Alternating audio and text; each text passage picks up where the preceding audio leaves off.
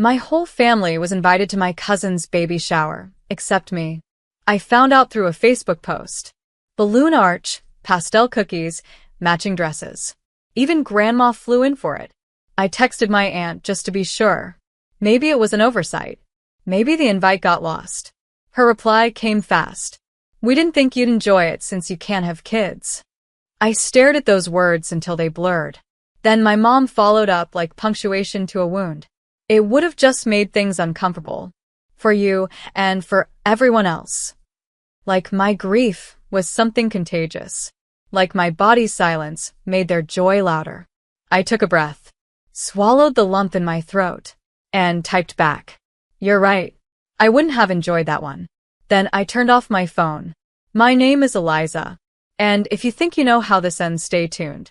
What happens when they erase you from the story, but you come back as the headline? 2 weeks later, I sent out my own invitations. Handwritten. No digital copies. No leaks. Venue, private. Dress code, neutral tones. Theme, wholeness. No one knew what it meant. Until they arrived. A soft-lit garden. Acoustic music. Tables dressed in sage and ivory. And me standing in the center, baby in arms. Wrapped in a honey-colored blanket, cooing beneath fairy lights. A judge stood beside me. A social worker smiled from the edge of the crowd. And when I spoke, my voice didn't shake. I'd like to welcome you to a celebration of something long prayed for, cried over, and finally answered. I paused. Please meet my daughter. And yes, she didn't come alone. 2 steps behind me, a nurse wheeled out a second carrier. Twin boys. Brothers. Ours. The gasps were audible. But louder were the notifications. By morning, the photos had gone viral. And the comments? Oh, the comments had teeth. The first comment was from my cousin, the one whose baby shower I wasn't welcome at. Wow. Didn't know this was happening. Congrats, I guess? I didn't reply, because this wasn't about them anymore. It never really was. They just made themselves the center of a story they weren't even invited to hear. But the internet? The internet heard me loud and clear. The post hit 200K likes in 2 days. Strangers wrote things like, "This gave me chills." Adoption stories like, "This deserved billboards." "The way she said didn't come alone." Iconic. And buried beneath the praise? A single message from my mom. "Why didn't you tell us?" I stared at that one for a while, because I had told her about the paperwork, the waiting, the interviews, the nursery I built with my own 2 hands. She just didn't listen. Didn't ask. Didn't care until it was public. I typed back. You made it clear I wasn't part of the baby conversations anymore. I didn't think you'd be comfortable. She left it on read. The next day, Aunt Valerie called. The same aunt who said, "We didn't think you'd enjoy it." She started with fake sweetness. "We were just shocked, Eliza. You didn't prepare us." I let her speak. Then I said, "You threw a whole shower without me. But somehow I'm the one who should have prepared you." Silence. I didn't need permission to become a mother, I added. I just needed peace. And I had it now. The twins were small, fussy, unpredictable, and perfect. Their cries filled the house with something sacred. Their bottles sat where wine glasses used to be. Their presence rewrote every definition I'd once been handed.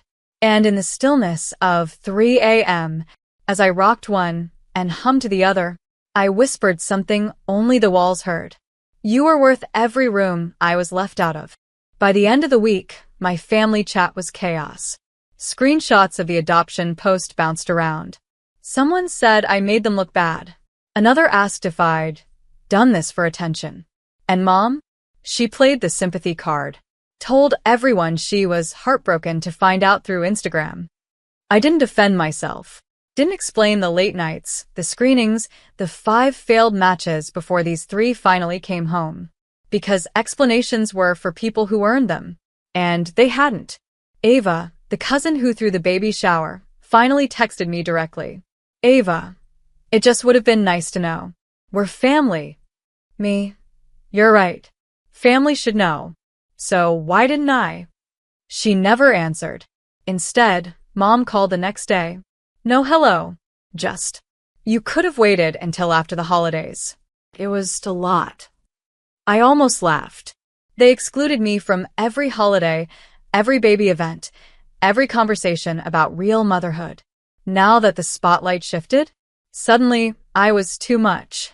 So I told her calmly, don't worry. You won't have to make space. We're building our own traditions. Then I hung up. That night, my doorbell rang.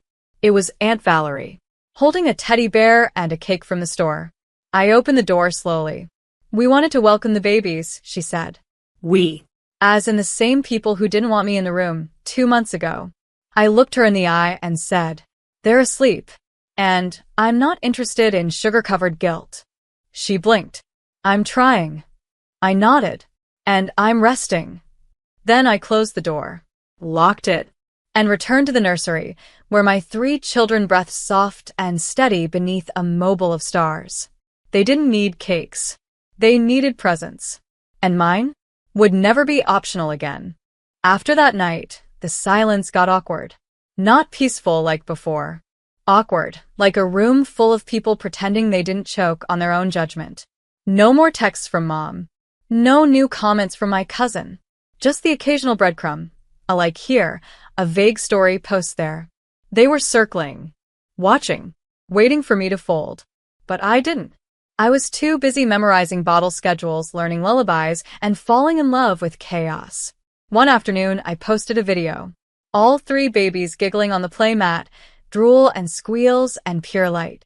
Caption: My miracle times 3. It went viral again. Hundreds of women messaged me privately. Infertility warriors.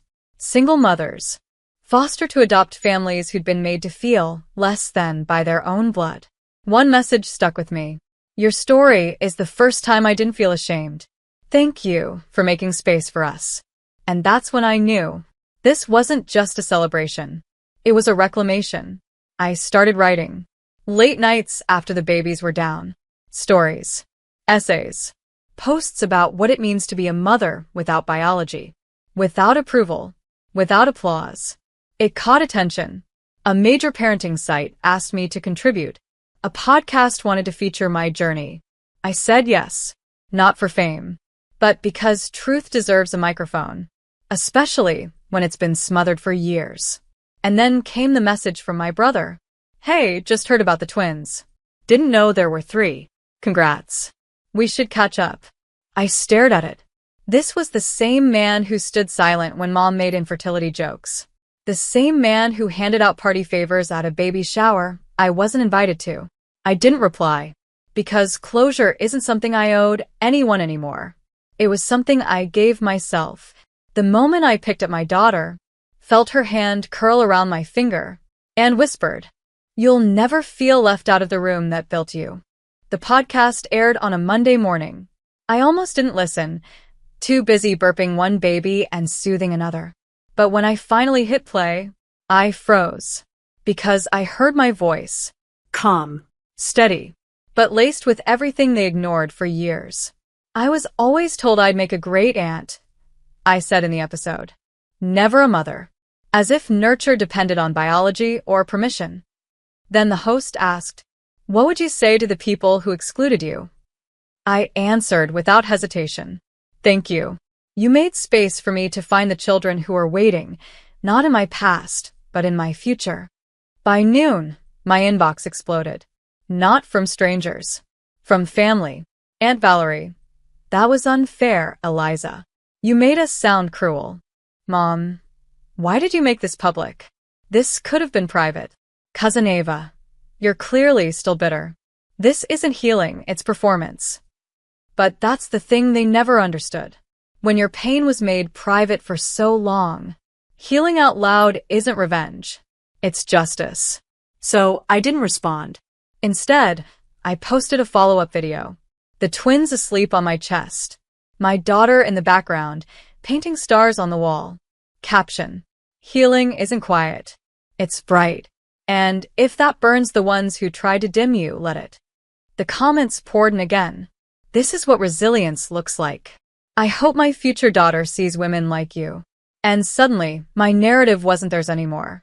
Not edited through their shame. Not filtered through their discomfort. It was mine. Messy. Loud. Beautiful. That evening, Mom sent one last message. I don't know who you've become.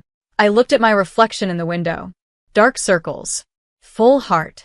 A woman holding 3 lives together with nothing but love and grit. And I whispered to the glass. Me neither. But I like her. The invitations came 2 weeks later. Glossy white envelopes with silver script. Ava's baby's first birthday. And this time, I was included. But not really. The invite was addressed to the Clark family. No names. No warmth. Inside, a sticky note from Mom. Let's move past all this. The babies would love a cousin to play with. Like nothing happened. Like a whole year of silence could be smoothed over with cake and confetti. I held the invite over the trash can, then paused. Not out of doubt, out of clarity.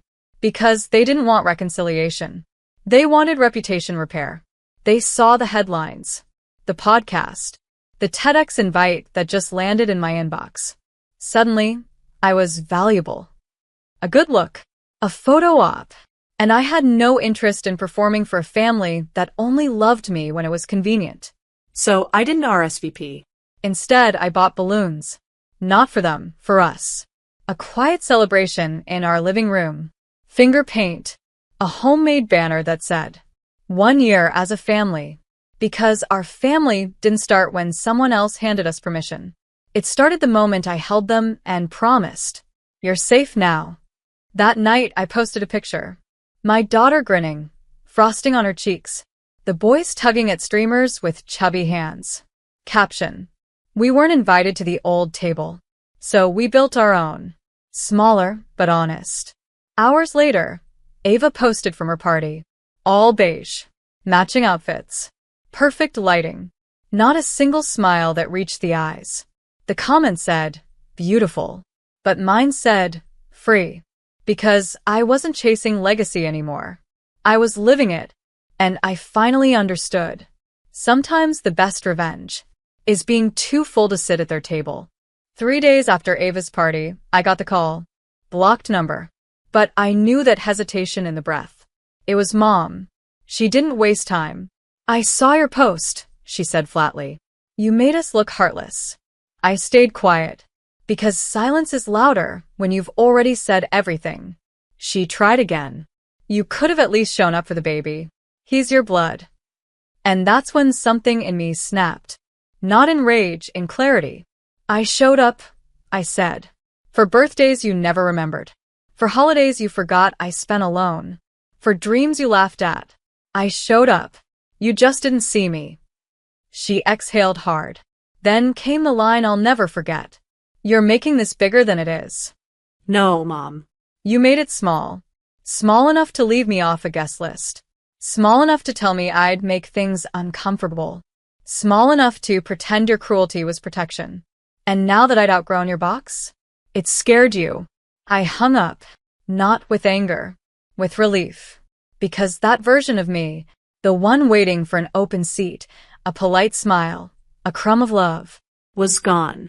That night, I sat with my kids on the floor, surrounded by toy chaos and crayon-streaked walls. My daughter curled against my arm. Are we a big family, Mommy? I looked around. 3 little faces. 1 whole heart. The biggest kind, I whispered. Because we weren't bound by blood. We were bound by choice. And no invitation could define that. The next morning I got a text. Aunt Valerie, we're planning a Mother's Day brunch. Thought you might want to come. I didn't reply. Instead, I drafted an email to my publisher. Subject, book title pitch. Left out, lifted up, a memoir. Because I wasn't just telling my story anymore. I was owning it. Mother's Day arrived. Bright. Soft. Quiet. No brunch. No florist deliveries. No posts tagged with my name. Just waffles in our kitchen, sticky fingers, and 3 voices yelling over one another for more syrup. And it was perfect. Later that afternoon, I sat on the porch swing, a twin in each arm, my daughter braiding strands of yarn beside me. That's when I checked my email. A message from the publisher. We'd love to move forward with your memoir. Your story isn't just timely, it's necessary. I stare at those words for a long time, because for years I believed my silence was protection. Now I saw it for what it was. A cage. And every time they called me bitter, too much, or difficult, what they really meant was, you stopped letting us walk over you. The book would tell the truth. About infertility. About adoption. About being left out, talked over, and then expected to return smiling for cake. But more than anything, it would be about building your own damn table, even if you have to carry the wood yourself. That night, I posted one final photo. My kids asleep on the couch. A book draft on the table. The caption? They said I wasn't a mother. Now I tuck in 3 of them every night and write the story no one else dared to. No hashtags. No tags. No need. A week later, Mom called. I didn't answer. She left a voicemail. I hope the kids are well. I wish things were different. So did I. But I didn't wish for her anymore. I wished for softness. For safety.